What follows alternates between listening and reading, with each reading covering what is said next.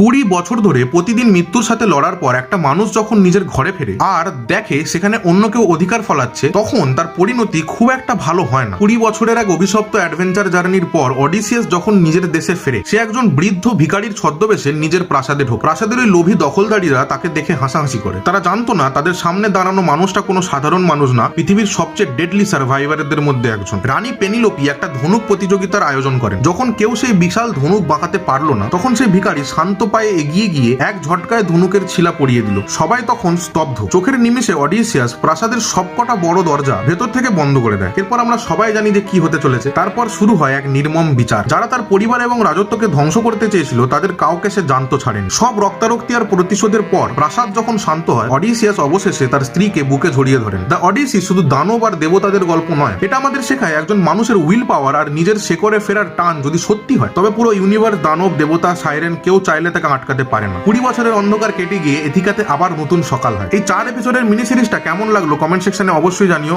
এরকমই আরো ভিডিও দেখার জন্য অরিত্রকে ফলো করো। আমার নাম অরিত্র, দেখা হচ্ছে অন্য কোনো ভিডিওতে।